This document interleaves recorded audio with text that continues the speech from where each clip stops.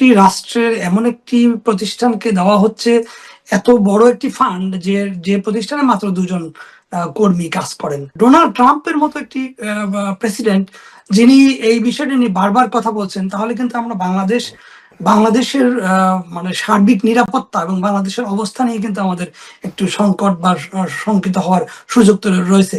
বিদেশ থেকে যে হিউজ টাকা আসছে এটা তো আমরা জানি, এবং সেটা যে মানে আমেরিকায় ছিল সেই পক্ষটা, সেটাও আমরা বুঝতাম। আসলে রেজিম চেঞ্জের এই রাজনীতিগুলা এইভাবেই হয়, মানে দুটো পক্ষ দিয়েই তারা এই কাজগুলো করায়। একটা হয় এনজিও। বাংলাদেশের রাজনৈতিক দৃশ্যপট শক্তিশালী করতে ইউএসএআইডির যে $29 মিলিয়ন তহবিল, এটি নিয়ে আমেরিকার প্রেসিডেন্ট ট্রাম্প যা বলেছেন, আপনি নিশ্চয়ই দেখেছেন বিষয়টি। আপনার কাছে বিষয়টি কি মনে হয়েছে? বিশ্লেষণ আপনার কাছে কত, আপনার পর্যালোচনা কি?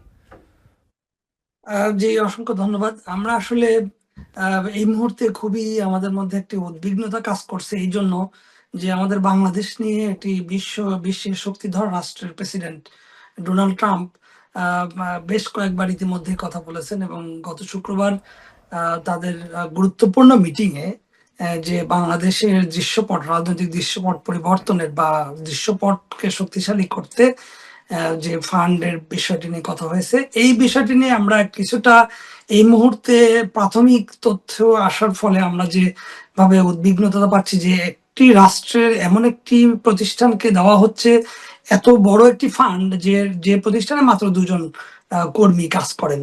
তো এই বিষয়টি নিয়ে আমরা অত্যন্ত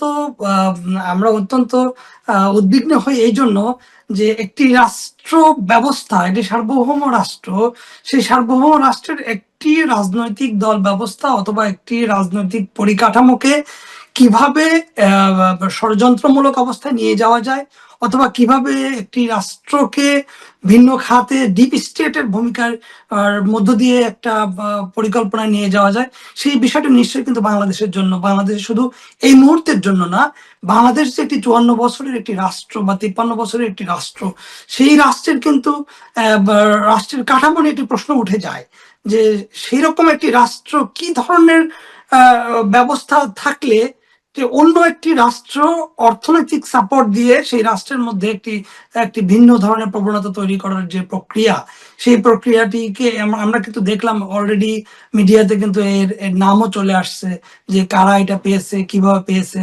হয়তো মূলধারা মিডিয়াতে আমরা পাইনি এখনো, কিন্তু ইতিমধ্যে কিন্তু আমরা অনেক ফেসবুক শর্ট বা বিভিন্ন বিষয় আমরা কিন্তু ইতিমধ্যে জেনে ফেলেছি যে কারা কারা এটার সঙ্গে যুক্ত।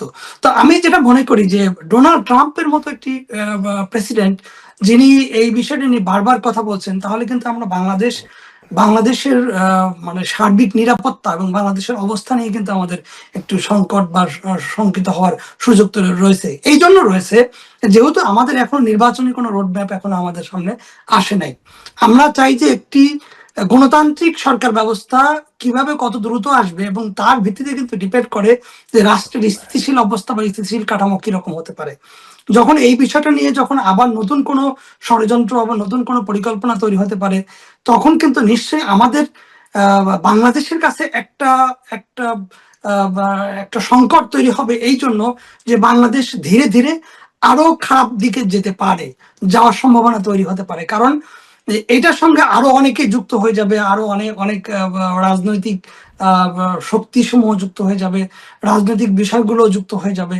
কারণ ডোনাল্ড ট্রাম্প যেহেতু তার গুরুত্বপূর্ণ রাজনৈতিক আলোচনায় বাংলাদেশকে সরাসরি মেনশন করে এই বিষয়টা সামনে নিয়ে আসছে, সেহেতু কিন্তু আমাদেরকে বুঝতে হবে যে বাংলাদেশ একটি বর্তমান সময়ে একটা বিশেষ একটি টার্গেট সারা পৃথিবীতে।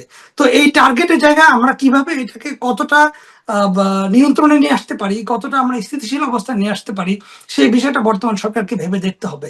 এই জন্য ভাবতে হবে, কারণ আমাদের বাংলাদেশের সাধারণ জনগণের কিন্তু দীর্ঘদিনের একটা প্রত্যাশা রয়েছে, দীর্ঘদিনের চাওয়া রয়েছে যে একটি সুষ্ঠু সুন্দর নির্বাচন হবে। এখন একটি সুষ্ঠু সুন্দর নির্বাচন হতে গিয়ে যদি এর মধ্যে সময়টা বেশি ডিলে হয়ে যায়, অথবা রাজনৈতিক ডামাডোল, আমরা জানি যে ইতিমধ্যে আওয়ামী লীগ কিন্তু একটা বলা যেতে পারে রাজনৈতিক দৃশ্যপটের বাইরে রয়েছে, বাইরে থেকে কিন্তু তারা এক ধরনের ক্রিয়া কার্যক্রমের মধ্যে রয়েছে যে তারা কিভাবে আবার অনুপ্রবেশ করবে, কিভাবে তারা আবার রাজনীতিতে আসবে। তো তো তারাও কিন্তু একটা একটা মানে নেপথ্যের একটা শক্তি হিসেবে কাজ করছে। তাদেরকে যেমন খুব সহজে বাদ দেওয়া যাচ্ছে না, আবার একটি সুন্দর অবাধ নির্বাচন হওয়ার জন্য তাদেরকে বাদ দেওয়া যাচ্ছে না।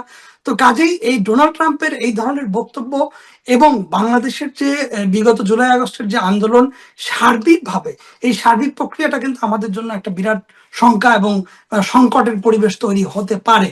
তো এই জন্য আমি মনে করবো বর্তমান সরকারকে খুব সুন্দরভাবে সুস্পষ্টভাবে একটি নির্বাচনী রোডম্যাপের দিকে এগিয়ে যাওয়া, যাতে করে আবার নতুন কোনো কিছু, নতুন ষড়যন্ত্র, নতুন কোনো পরিকাঠামো তৈরি না হয়। আর আমরা ইতিমধ্যে কিন্তু খেয়াল করছি যে ভারতের সঙ্গে বাংলাদেশের কিন্তু একটা ডক্টর টানাপোড়েন সুলতান মাহমুদ, তৈরি হয়েছে। এই জায়গাটাতে আসবো। আমি একটু সৈয়দ লিটুর কাছে যেতে চাই, একই বিষয়। সৈয়দ লিটু, আপনি যদি এই বিষয়ে কিছু বলতেন, যেমনটা ডক্টর সুলতান মাহমুদ বলছিলেন। জি, আমারও ধন্যবাদ আপনাকে। দেখেন, একটু মজা করেই বলি যে এই যে $29 মিলিয়ন, ইটস হিউজ মানি। এটা যদি মানে রেমিটেন্স হিসাবে আসতো তাহলে তো মনে হয় বাংলাদেশের জন্য বেশ ভালোই হতো। তো এখান থেকে মানে অনেকগুলো মানে ভয়ের ঘটনা কিন্তু ঘটে গেল। প্রথম কথা হলো যে এই যে অস্বাভাবিক পরিমাণ টাকা বাংলাদেশে আসছে, এইটা ধরেন প্রত্যক্ষ পরোক্ষভাবে এটা আমরা আসলে মানে প্রায় সবাই অনুমান করতে পেরেছি যে এই আন্দোলনে আমরা দেখেছি যে মানে প্রচুর টাকা ছোট বাচ্চাদের থেকে শুরু করে আহ, মানে সেই বিভিন্ন পর্যায়ের বা রাজনৈতিক ছোট ছোট রাজনৈতিক দলগুলো পর্যন্ত সবার কাছে আমরা প্রচুর টাকা ওই সময় মানে অনুমান করতে পেরেছি। তো বিদেশ থেকে যে হিউজ টাকা আসছে এটা তো আমরা জানি, এবং সেটা যে মানে আমেরিকায় ছিল সেই পক্ষটা, সেটাও আমরা বুঝতাম। হয়তো কখনো বলেছি, এখন বলিনি। এখন হয়তো ট্রাম্পের মানে কথার প্রসঙ্গ ধরে আলোচনার সুযোগটা পেয়েছি। কিন্তু এইসব তৃতীয় বিশ্বের দেশগুলোতে যেটা হয় বা এইসব গরিব দেশগুলোতে যেটা হয়, আসলে রেজিম চেঞ্জের এই রাজনীতিগুলা এইভাবেই হয়। মানে দুটো পক্ষ দিয়েই তারা এই কাজগুলো করায়। একটা হয় এনজিও, যা যা সব সাহায্য সংস্থা, তাদের পক্ষে যে সাহায্য সংস্থা এইসব দেশগুলোতে কাজ করে তাদের মধ্যে দিয়ে, আর হয় হচ্ছে বিদেশি বিনিয়োগকারীদের মধ্যে দিয়ে, যারা মানে অন্যান্য বড় বড় দেশগুলোর পক্ষে দেশে বা অন্য ছোট দেশগুলোতে ব্যবসা বাণিজ্য করেন। তাদের এই দুটো পক্ষ দিয়েই আসলে সব বড় বড় দেশগুলো তাদের অর্থনৈতিক মানে কর্মকাণ্ডগুলো পরিচালনা করেন। এটা আসলে মানে আমরা সবাই জানি। আর এই যে দেখেন, আমরা ওই যে বলতাম না যে ডক্টর ইউনূস সাহেব কি ইয়ে ছাড়া মানে এনজিও লোক ছাড়া আর কাউকে চেনেন না, পুরো পরিষদটাকে এনজিও দিয়ে ঘিরে ফেলেছেন। আসলে তো এটা তার ছাড়া তার কোনো পথও নাই, কারণ এই কাজটা তো হয়েছে এই দের মধ্যে দিয়ে।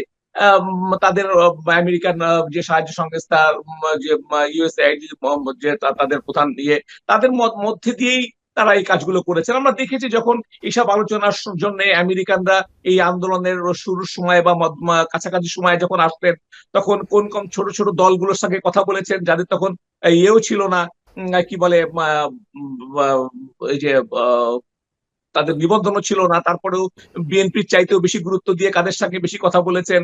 তারপরে কোন কোন মানে সংগঠনের যারা শুধুমাত্র আমরা মুখ চিনি সেই সব লোকদের সঙ্গে বেশি কথা বলেছেন, কাদের সঙ্গে কথা বলেছেন, কাদের সঙ্গে আলোচনা করেছেন ওই সময়, তারা কতটা প্রাসঙ্গিক ছিলেন ওই সময় আন্দোলনের জন্য, তা তো আমরা দেখেছি, তাই না?